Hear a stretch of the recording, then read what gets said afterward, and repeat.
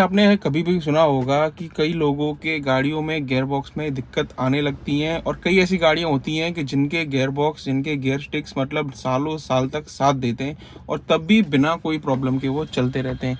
तो ऐसी क्या मतलब दोनों चीज़ों में प्रॉब्लम पड़ जाती है कि एक गाड़ी में गियर बॉक्स है जो कुछ हज़ार किलोमीटर पे 10-20 हज़ार किलोमीटर पे ख़त्म हो जाता है और कुछ गाड़ियों का गियर बॉक्स होता है जो आपका सालों साल तक चलता है, लाखों किलोमीटर तक चलता है और कोई मेजर आपको उसमें खर्चा नहीं आता है।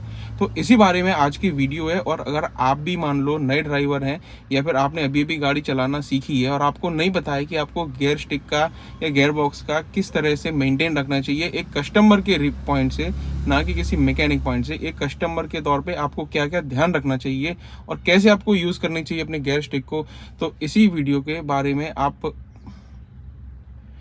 इस बारे में ये वीडियो है और आप प्लीज़ इसमें बने रहिएगा। थोड़ी देर लगेगी पर आपको वो सारा कॉन्सेप्ट क्लियर हो जाए। तो भाई आते हैं वीडियो पे। अभी आप जैसे देख पा रहे हैं ये मेरी गाड़ी है, ये मारुति सुजुकी की वैगनआर LXi मॉडल है, 2011 का मॉडल।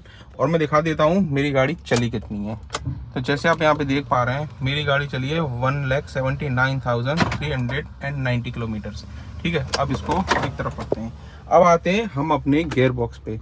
ठीक है, जैसे ये गियर स्टिक है, अभी हमको क्या ध्यान रखना है। आप मान लीजिए कि अगर आपकी गाड़ी के गियर बॉक्स को लंबे समय तक चलाना चाहते हैं तो सबसे पहले आपको करना है कि आप अपनी गाड़ी में एक सही तरीका अपनाएं जिससे मतलब आप अपनी गियर स्टिक को इजीली मूव कर सकें। तो वो क्या सही तरीका है, तो आइए देखते हैं। तो जब भी आप अपने गियर को शिफ्ट करते हैं किसी भी में, फर्स्ट सेकंड थर्ड फोर्थ या फिर रिवर्स में, तो आपको उस समय क्या करना है, अपना क्लच पेडल पूरी तरह से दबा के रखना है। जब तक आपका क्लच पेडल पूरी तरह से नहीं दबा होगा और आप गियर को ऐसे आगे पीछे हिलाएंगे तो वो सही से नहीं गिरेगा। उसके बाद में आते हैं इसके शिफ्टिंग पे।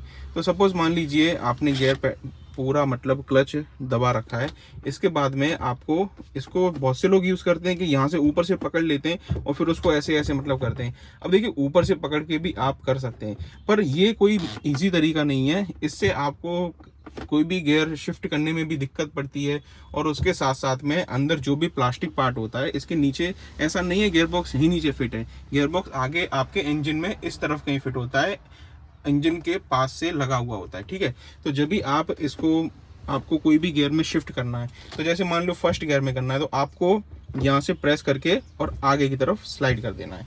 ठीक है, अब आप देख लीजिए दो चीज़ें आपके पास, एक तो ऊपर करके यूं कर सकते हैं। ठीक है, उससे बेटर का तरीका ये है कि इसको लेफ्ट को जाने दीजिए और फिर हल्का सा पुश कर दीजिए। अगर आपके पास गाड़ी है और आप अगर उसमें गियर शिफ्टिंग कर पा रहे हैं तो आप उसमें देखिएगा दोनों तरीकों को मिला के कि ये जो वाला तरीका है ये इतना ईजी तरीका है कि आपको खुद ही फील होगा कि नहीं ये वाला तरीका सही है। इसके बाद जब भी आप सेकंड गियर की तरफ लेते हैं तो देखिए सेकंड गियर इसमें नीचे की तरफ है, आपका गाड़ी में कोई भी मतलब मैनुअल के हिसाब से अलग हो सकता है। ठीक है, तो उसको आप सीधा नीचे लाना है तो यहां से पकड़ के लाइए, एकदम नॉर्मल तरीके से, एकदम कम एफर्ट में आपका गियर चेंज हो जाएगा। सेम जब आपको थर्ड गियर में लाना है तो उसको केवल ऊपर की तरफ सरका दीजिए, क्योंकि जब मान लीजिए कि ये सेकंड गियर में है और फिर आप उसको थर्ड गियर में लाना चाहते हैं तो जैसे आप लाएंगे यहाँ पे तो ऑटोमेटिकली वो न्यूट्रल पोजीशन में आ जाएगा। फिर प्रेम से हल्के से हाथ से आपको थोड़ा आगे की तरफ बढ़ा दो, वो गिर जाएगा थर्ड।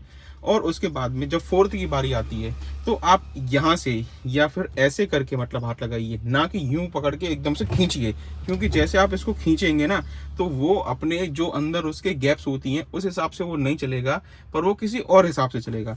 तो इसको प्यार से आप एकदम से यहाँ से सरका दीजिए नीचे की तरफ, ये गिर गया फोर्थ। अब वही बारी आती है अगर आपकी गाड़ी 80 के आसपास पहुंच चुकी है, 80 प्लस कर चुकी है, उसके बाद में बात आती है फिफ्थ गियर की। तो उसके लिए सेम आपको जैसे मैंने बताया, कभी भी उसको ऊपर से ना पकड़ते हुए नीचे से लाके इस तरह से हल्का आगे धक्का दे दो, गाड़ी आगे न्यूट्रल में। ठीक है, फिर आपको इधर लेके राइट हैंड साइड की तरफ सरका के हल्का सा पुश कर देना है। देखिए जैसे आपका न्यूट्रल है, हल्का सा यहाँ से लेके आप पुश कर देंगे, आपका गाड़ी में फिफ्थ गियर एंगेज हो जाएगा। तो ऐसी कुछ छोटी सी चीज़ें होती हैं, करने को कोई बड़ी चीज़ नहीं है। आप एक बार अपनी गाड़ी में ट्राई करके देखिए, एक ये वाला तरीका और एक ये वाला तरीका, दोनों तरीके में आपको कौन सा अच्छा तरीका लग रहा है आप खुद ही उसको जज करिए और आप उसी हिसाब से आगे बढ़िए। मैं आपको हमेशा ही रिकमेंड करूंगा कि ये वाला तरीका अगर आप अपनी गाड़ी में करते हैं, नो डाउट आपको उसको अडॉप्ट करने में थोड़ा टाइम लगेगा, पर अगर आप इस तरीके से हमेशा से अपनी गाड़ी में गियर डालते रहते हैं तो एक दिन ऐसा आएगा कि आपकी गाड़ी में, जब आपकी गाड़ी 1 लाख 2 लाख किलोमीटर चल चुकी होगी, तब आप उस चीज़ को फील करेंगे कि नहीं ये बातें सही हैं।